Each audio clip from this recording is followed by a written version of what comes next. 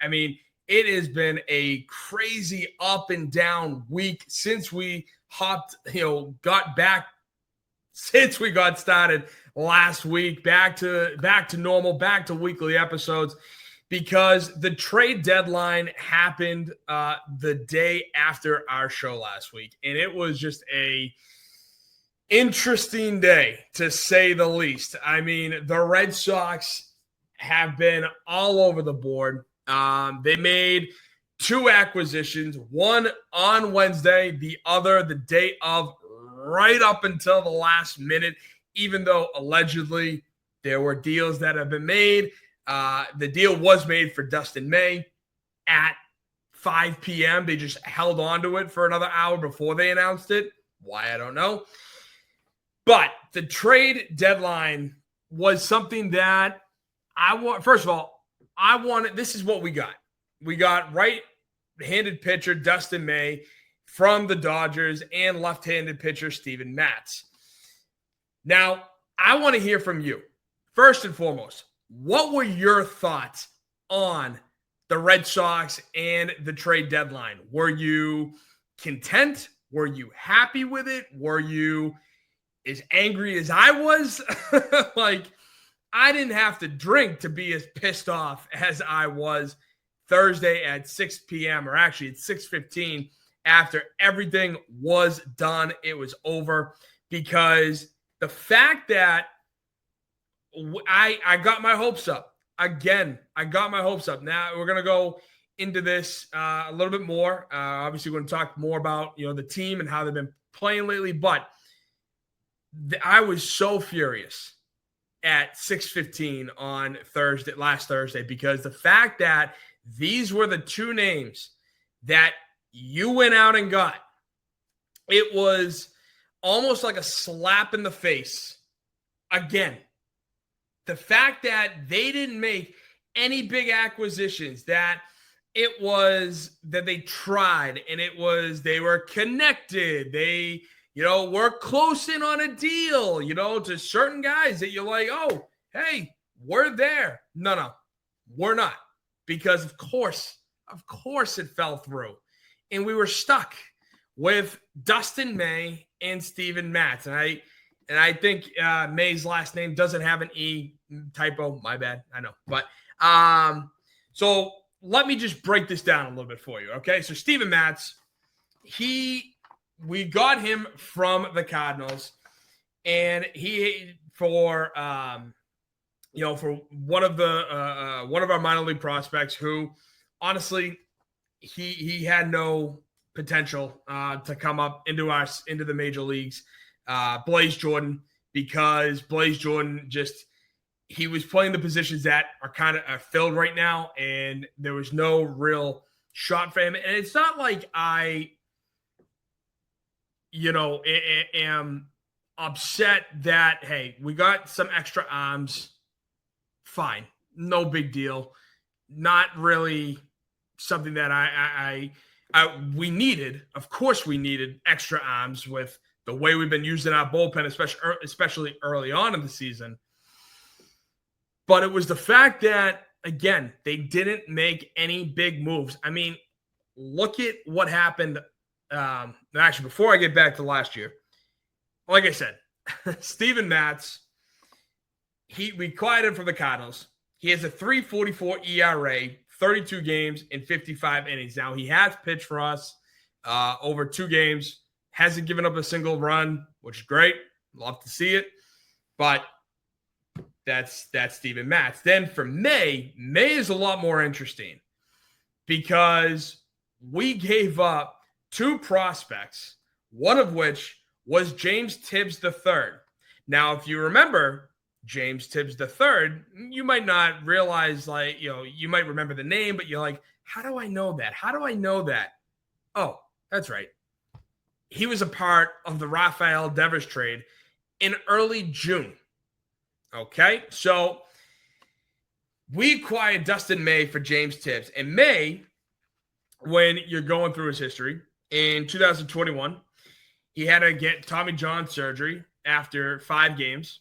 In 2022, he pitched 6 total games in August and September, but had to hang it up for the season with lower back tightness.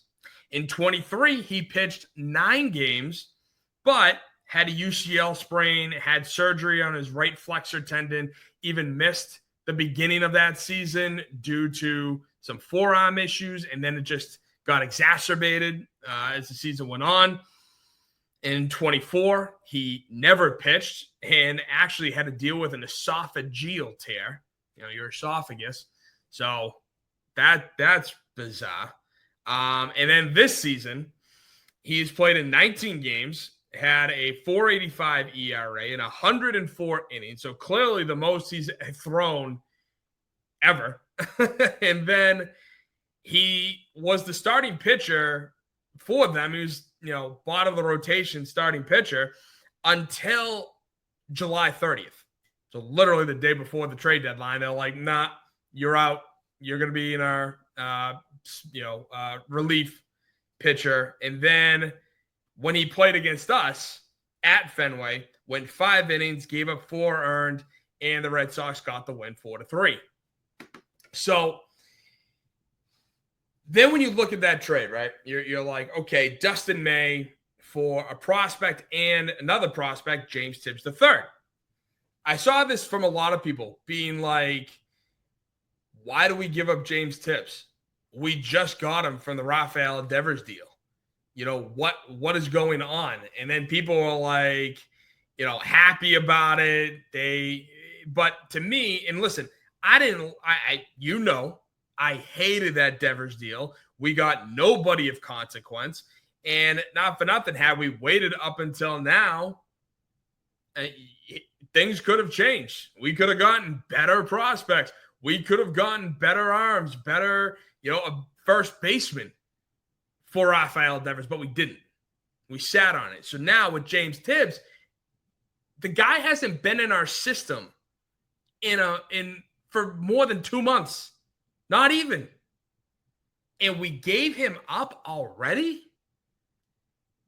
That's like what we did at the beginning of the season when we traded that first guy on the list, Quinn Priester, who we acquired from the Pirates at the trade deadline last year. So I can't understand. Does Craig Breslow truly not care? Does he is he truly a robot and doesn't have the emotions where when you acquire a guy, you kind of need to hold on to him for, I don't want to say, 3 years, but at least let him develop. The guy, James Tibbs, was in single A. And as I said on the show last week, Quinn Priester is having a hell of a start playing for Milwaukee with an under 3.5 ERA. I don't know. Wouldn't that be a nice piece to have right now for the Red Sox? So that to me bothers me because he should be a guy that, listen, yes, we just traded for James Tibbs. You're telling me we couldn't find anyone else? And we shouldn't have even traded a top 100 prospect for Dustin May, first and foremost. Dustin May is not worth a top 100 prospect from our farm system, which our farm system's top 10. If you saw last week, some people were saying oh no, our farm system sucks now. We got, our best players got called up to the big leagues and this, that, and the other. No, our farm system doesn't suck. Okay. Had we gotten Joe Ryan, who I'll talk about in just a minute, it would have taken a much drastic fall than it has, but we still have a top 10 farm system. Don't let anyone tell you different. But to give up James Tibbs, they either got him, and in the span of a month and a half tops, they either realized, ooh, man, this kid, not that good. He's really bad. Or they knew he wasn't that good, and the Giants were using him and Jose Bayo, Kyle Harrison, to throw in there, just to say we're going to get more numbers for one player So there you go. Like more, we got 4-1. It's all going to work itself out. But they knew he sucked because the span of a month could be a hitting slump. I mean, look at how long Trevor Story was in his slump at the start of the year. A lot of us, myself included, were calling for him to get DFA'd or traded. And I would have taken that deal for Trevor Story. Like, that would have been a good deal for Trevor Story when he was in his slump. So I just look at it going, it's almost like they knew. They knew he wasn't that good. And then when he came here, he could have been in a slump, or he just could have had the mindset that he didn't care. And so the Red Sox finally just were like, nah, you've been here. We're not going to hold on to you, even though he was in single A, a league that he's got plenty of time to develop. It's ridiculous. It's stupid. And so the reason why, if you saw my Twitter rants, that I was saying the Red Sox were the biggest losers is because they were in for guys, not just Joe Ryan, but they were in for guys like Merrill Kelly, Josh Naylor, Yandy Diaz, first baseman, right-handed power hitters that we need. But they couldn't pull the trigger. And when discussing Joe Ryan, it's funny because Ken Rosenthal had a very interesting point when he went on the Foul Territory podcast. And this clip is going to be broken up into two segments. You'll figure out why in a minute. But I want to play this first clip because I think yes, Ken Rosenthal did take a step back from what he said, but there's obviously more to it. Take a listen. Did nothing. This is a massive disappointment for the Red Sox and their fan base. Epic fail. Comes off an epic fail last year's deadline with Craig Breslow, and this was an epic fail as well. Now, again, they met the same problem that the Cubs ran into. Joe Ryan is another starting pitcher who wasn't traded, but my understanding is any talks that they had with the Twins were feeble at best. They didn't come at them hard. Feeble at best? Which, not for nothing, I bought with and ran with like I had to. One, does it help, my feelings towards the way the Red Sox have run the team? Of course it does. Because you have a superstar like Joe Ryan, 29 years old, who still has 2 more years left on his deal, and you're not going all out to get him, especially because he still has term. But as I mentioned before the start of that clip, Ken Rosenthal did walk his words back a little bit because he goes on, he did say that, all right, I might have been too harsh when I said that the Red Sox pursuit of Joe Ryan was, quote, feeble at best, and that they didn't come at the Twins hard. Now, of course, that's part of what Ken Rosenthal said. He does go on to say that, quote, the Red Sox did not push for Ryan until the final hour. And though it was later reported they made various offers with multiple top 100 prospects, none of their proposals included a major league outfielder. And the bottom line is the Red Sox did not sufficiently entice the Twins.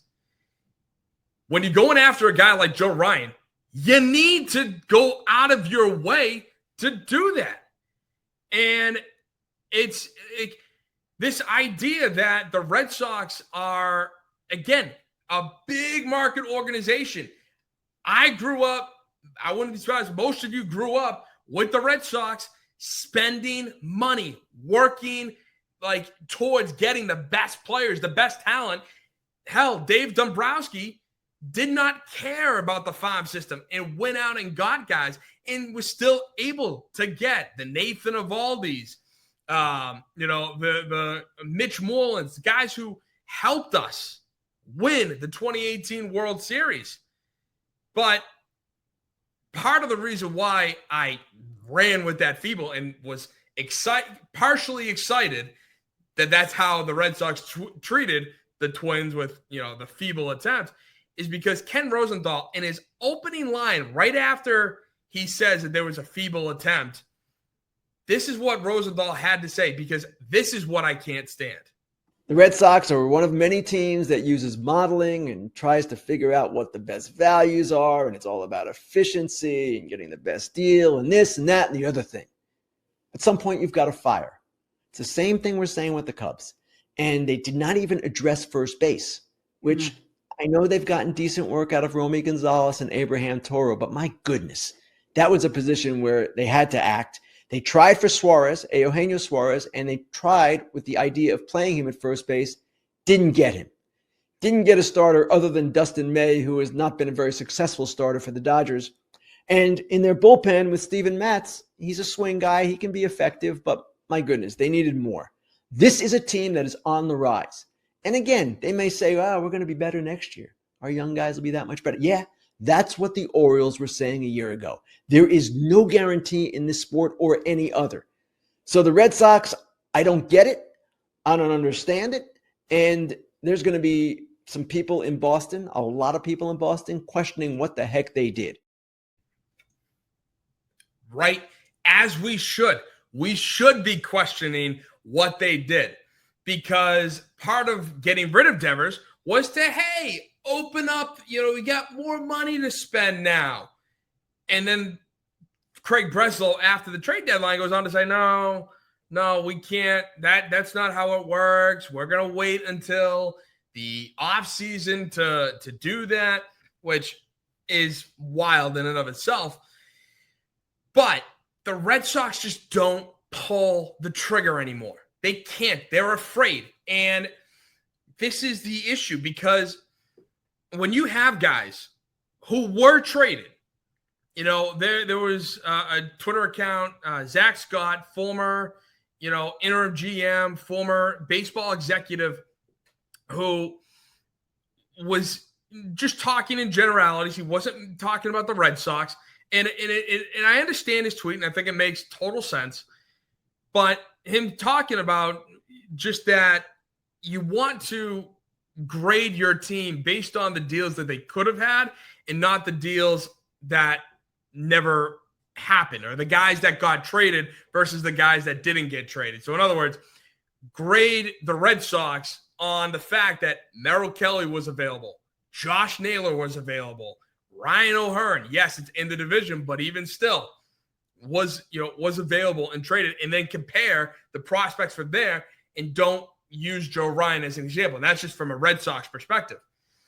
And that's what bothers me, is because when you look at, if you want to even leave Joe Ryan off the list and go off of what Zach said, you go on and say, okay, Merrill Kelly went to the Rangers. The Red Sox were right there to get him, and he was a rental. He was a rental piece. The Rangers, yes, did give up three prospects in order to get him, but their rotation is now better. Josh Naylor went to the Mariners. The Mariners, who made several big moves, including solidifying their lineup, never gave up a top 100 prospect from their system. And you're telling me you, with all your top 100 prospects, you couldn't get Josh Naylor? Really? What does that mean? That's where it's mind-blowing. And then to read and hear that the Red Sox waited until the final freaking minute to make an attempt to get Joe Ryan versus, I don't know, calling them at 11 a.m. that morning to say, hey, let's work this through. You needed to be on the ball, especially look at what just happened to Minnesota during the trade deadline. They sold off Carlos Correa. They sold off Griffin Jacks. They sold off Juron Duran or whoever, one of their other relief guys. They sold off half their team. You don't think that had you massaged the Twins a little bit? Have you just giving them the right amount of lube or like, that you couldn't have enticed them with all that you have and not have waited until the 5 o'clock hour, or the 11 o'clock hour, 5 o'clock because it was 6, but the 11, you know what I mean? You could have waited. You couldn't have done this early enough to massage the Twins to say, hey, listen, we like our guys, but look at all our top 100 prospects. You can get the password. You can get Peyton Tolley, one of the best young pitchers in our system, who is already in AAA. And the password has hit a home run every single game since the trade deadline, except I think for last night, which is the first time in 5 games. So we have guys, but they just weren't having it. And I can understand why, because they were focused more on selling off other pieces because they were probably working with those teams earlier.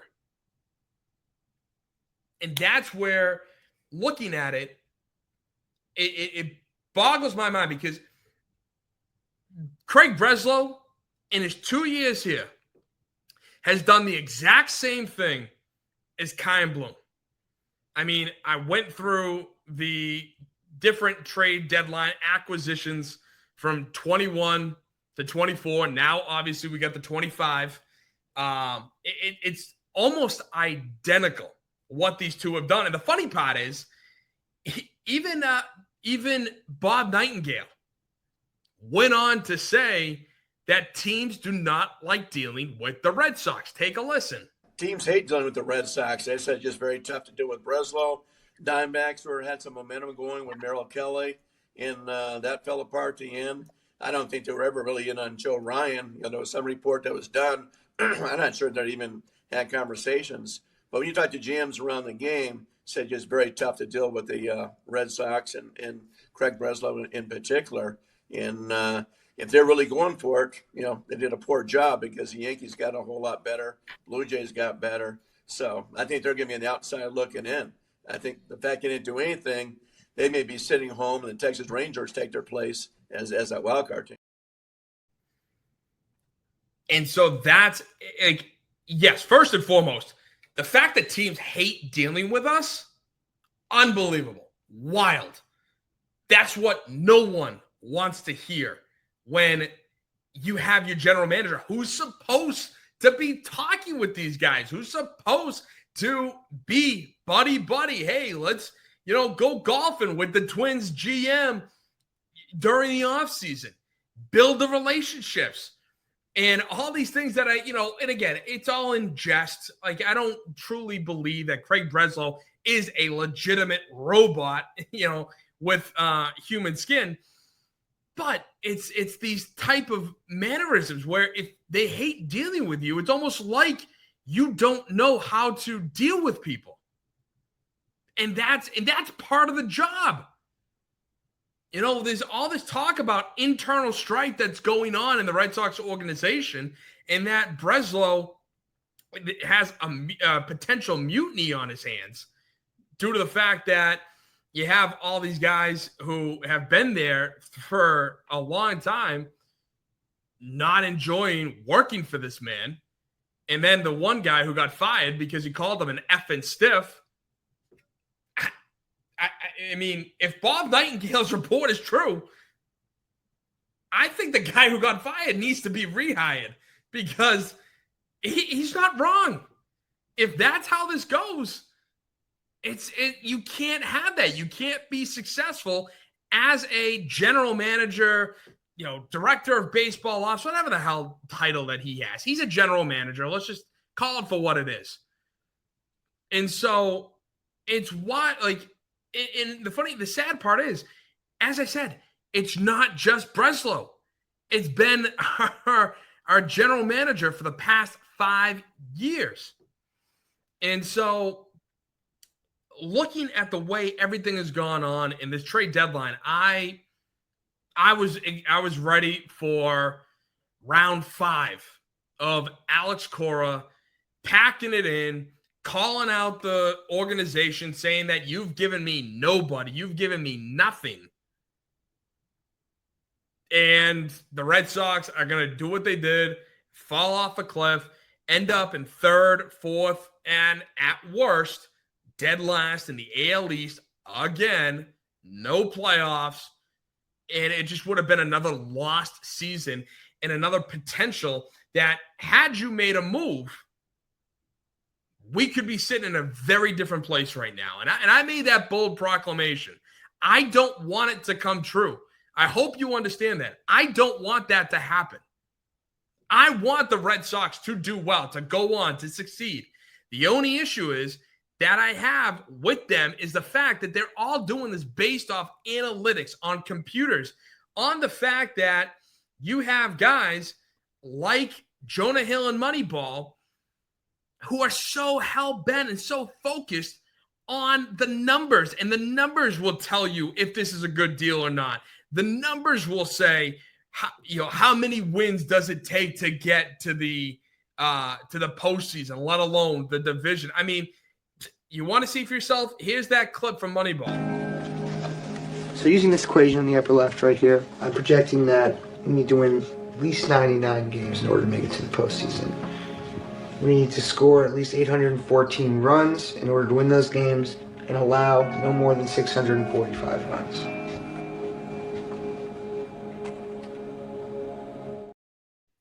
Isn't that just makes the game so much more complicated? You're taking what is beautiful about sports, the craziness, the unpredictability about sports, and boiling it down into a number. I mean, did you hear that? They needed 99 wins to get to the postseason. They needed to score 814 runs in order to acquire those 99 wins while allowing only 645. Tell me that's not the reason why you got into it. If you watch sports because of what Jonah Hill just said, let me know in the comments below. If you hate everything that Jonah Hill just said, let me know in the comments below, because that just makes the game so much more confusing. And it's all numbers. It's all predictors rather than what the outcome was. How many wins did it take to get to the playoffs? Or will it take to get to the playoffs? You know, just because the number is 99 for them doesn't mean that is actually the case. It could have been 90 in their division. Or it could be, for our case, it could be 87 to win the wild card.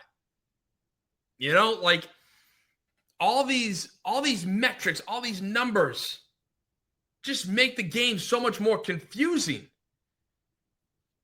And it's to sit there and have a computer screen saying, okay, we got the password, Peyton Tolley, we got, 3 other of our top prospects, and then have Joe Ryan on the opposite side, hit the enter key and see what the computer model says. You have a 95% chance rate of acquiring Joe Ryan. Like, great. What if the GM is on the other 5%? Fun fact, which he was. Like, it's ridiculous to me. And so, like, this whole trade deadline thing just brought up more misery where I'm sitting there thinking, we're done for. This is it. And the Red Sox, as a team, as players, I love when they prove me wrong.